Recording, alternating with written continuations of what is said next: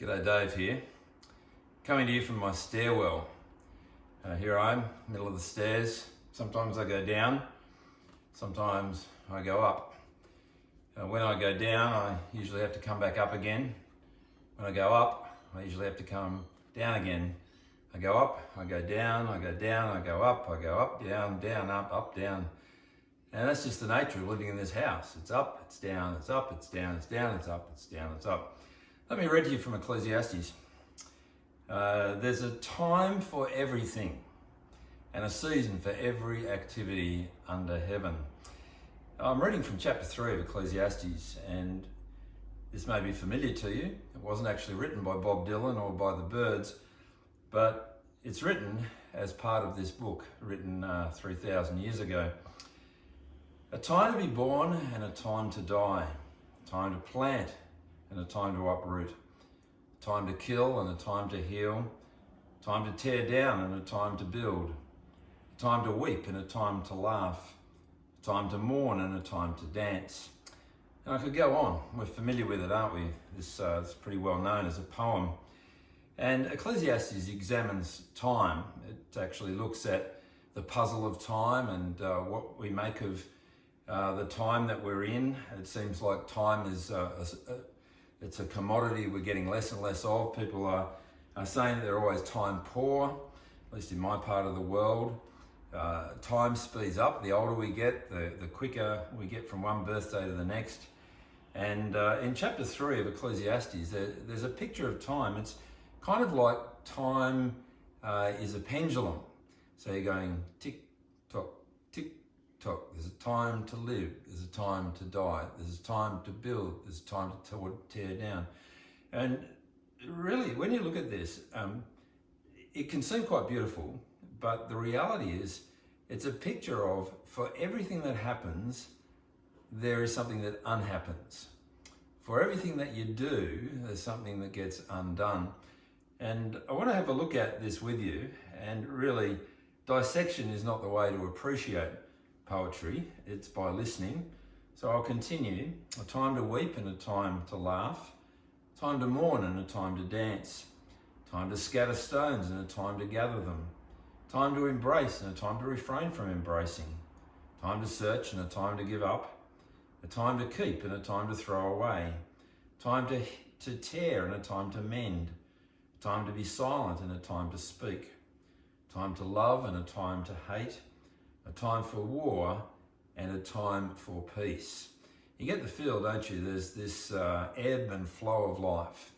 There's this and then there's that. There's that and then there's this. The different seasons are appropriate times for things. There's an appropriate time for sitting. There's an appropriate time for standing. There's a time to speak up and there's a time to be quiet. There's a time to laugh and a time to cry. Laughing is not normally something that you do at a funeral, but crying, it's appropriate to be crying. And there's something beautiful, isn't there, about something at the right time. Maybe after a rainstorm, and we can wander down the beach and see a beautiful rainbow, and you just think, yeah, it's so apt. It's just the right time for that. Or seeing a sunset, or maybe it's just sitting, enjoying a really nice coffee and listening to some music. And there are things that you go, yeah, that was just the right thing for that particular time. But there's also, when you stand back, a problem with time here. Because this pendulum thing, it highlights the fact that things just don't last. There's a short time for this and a short time for that. We lived for many years in a construction zone in the inner city part of Canberra. And it was fascinating on one occasion to see a house knocked down and then a new house built. And then within months, the house that had been built to replace the first one was knocked down and a block of units were built. Now, clearly there was a problem there with the planning, and maybe the guy or whoever they were discovered they could make a lot more money, and so quickly undid what had been done. But then when you looked around about, there were always things that had taken great energy and great effort to build being torn down around about us. And that's a theme of this book of Ecclesiastes. Things are temporary. Things don't last. Even we don't last. But have a look at this in verse 10. I have seen the burden that God has laid on the human race. He's made everything beautiful in its time, and he's also set eternity in the human heart.